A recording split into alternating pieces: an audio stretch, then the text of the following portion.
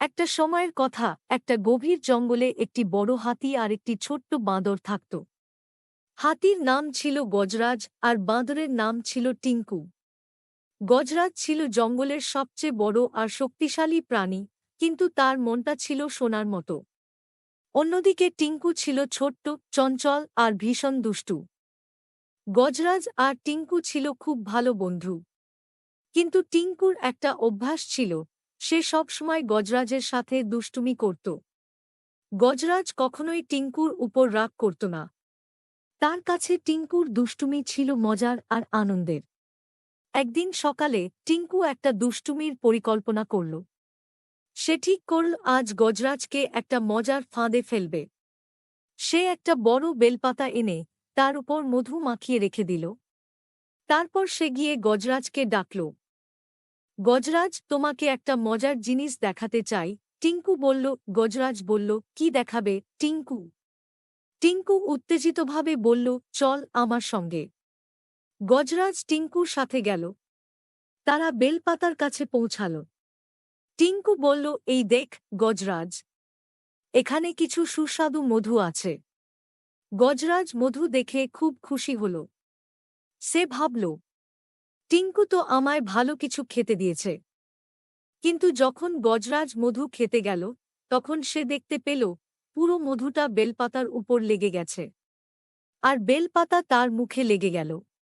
গজরাজের মুখটা পুরো বেলপাতায় ঢেকে গেল। টিঙ্কু শুরু করল হাসতে, হা হা হা। গজরাজ, তুমি তো বেলপাতা মুখে লাগিয়ে ফেলেছ। গজরাজও হাসতে শুরু করল। সে বলল, তুমি সত্যিই দুষ্টু টিঙ্কু। গজরাজও হাসতে লাগল। সে বলল, তুমি সত্যিই এক দুষ্টু বাঁদর টিঙ্কু। কিন্তু আমি তোমাকে ভালোবাসি, কারণ তুমি আমার বন্ধু। গজরাজ এবার ভাবল, টিঙ্কুকে একটু মজা শেখানো যাক। সে একটা বড় ঝুড়ি নিয়ে এলো। ঝুড়ির মধ্যে কিছু সাপ নিয়ে ঢেকে দিল। তারপর সে টিঙ্কুকে ডাকল, টিঙ্কু, আমি তোমার জন্য একটা মজার জিনিস এনেছি।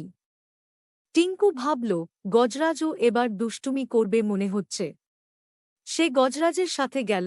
গজরাজ ঝুড়ি দেখিয়ে বলল, এই ঝুড়ির মধ্যে কিছু মজার জিনিস আছে, দেখবে। গজরাজ ঝুড়ি দেখিয়ে বলল, এই ঝুড়ির মধ্যে কিছু মজার জিনিস আছে, দেখবে। টিঙ্কু খুব উৎসুকভাবে ঝুড়ি খুলতে গেল। ঝুড়ি খুলতেই অনেক সাপ বাইরে পড়ে গেল। টিঙ্কু চমকে উঠল। গজরাজ হাসতে লাগল, হা হা হা। এবার তুমি একটু মজা পেলাম টিঙ্কু। টিঙ্কু হাসতে লাগল। সে বলল, হ্যাঁ গজরাজ, তুমি সত্যিই ভালো বন্ধু। তোমার সাথে দুষ্টুমি করতে খুব মজা লাগে। গজরাজ আর টিঙ্কু তারপর আরও অনেক মজার দুষ্টুমি করল। তারা সারা জঙ্গলে ঘুরে বেড়ালেও, বিভিন্ন গাছের ফল খেলে, আর তাদের মজার দুষ্টুমি সবার মনকে আনন্দে ভরে দিল। তাদের দুষ্টুমিতে জঙ্গলের সবাই খুশি থাকত। এইভাবেই গজরাজ আর টিঙ্কুর বন্ধুত্ব আরও গভীর হল।